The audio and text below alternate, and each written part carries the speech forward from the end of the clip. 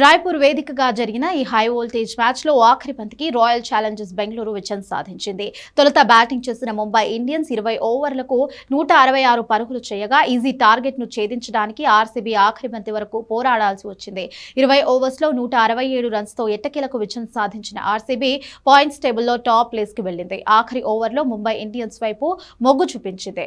RCB విజయానికి 6 బంతుల్లో 15 పరుగులు అవసరం కాగా మూడో బంతికి రొమారియో షెఫర్డ్ అవుట్ కావడంతో ముంబై ఇండియన్స్ ఫ్యాన్స్ సంబరాలు చేసుకుంటున్నారు. ఇప్పటికే కృణాల్ పాండ్యా కూడా అవుట్ అవ్వడం, హిట్టర్ షెఫర్డ్ చివరి ఓవర్లో వెనుతిరగడంతో మ్యాచ్ ముంబైదే అనుకున్నారు. కానీ 4వ బంతికి భువనేశ్వర్ కుమార్ సిక్సర్ బాదడంతో మళ్లీ కథ మారిపోయింది. ఆర్సీబీ విజయానికి చివరి 2 బంతుల్లో 3 పరుగులు రావాల్సి ఉండగా భువనేశ్వర్ కుమార్ 5వ బంతికి సింగిల్ తీశాడు.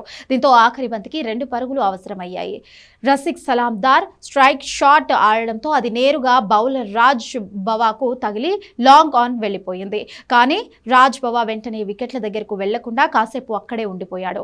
రాజ్ బవా తన దగ్గర నుంచి లాంగ్ ఆన్ వెళ్లగానే చురుకుగానే స్పందించి వెంటనే నాన్ స్ట్రైక్ ఎండ్ కి వెళ్లి ఉంటే ఫీల్డర్ అతడి వైపే బంతిని విసిరేసేవాడు. అప్పుడు ఒక్క పరుగే వచ్చి మ్యాచ్ టై అయ్యేది. కానీ రాజ్ బవా పిచ్ మధ్యలోనే నిలబడడంతో ఫీల్డర్ బంతిని వికెట్ కీపర్ వైపు విసిరాల్సి వచ్చింది. ఈలోగా రసిక్ సలాందార్ పరిగెత్తుకుంటూ వెళ్లి డైవ్ చేసి రన్అట్ కాకుండా తప్పించుకున్నాడు. ఫలితంగా చివరి బంతికి ఆర్సీబీ విజయం సాధించింది. చివరి ఓవర్లో ఆర్సీబీ విజయానికి 15 పరుగులు కావాల్సిన తరుణంలో బౌలింగ్ కు దిగిన రాజ్ ఒత్తిడికి లోనయ్యాడు. 4 వైడ్లు వేయడంతో పాటు ఒక నో బాల్ కూడా వేశాడు. ఆ ఓవర్లో షెఫర్డ్ వికెట్ తీసినప్పటికీ 5 పరుగులు అనవసరంగా ఇవ్వడంతో ముంబై గెలవాల్సిన మ్యాచ్ లో ఓడి ఇంటి ముఖం పట్టింది. దీంతో రాజ్ బవాను ముంబై ఫ్యాన్స్ సోషల్ మీడియాలో ఓ రేంజ్ లో ట్రోల్ చేస్తున్నారు.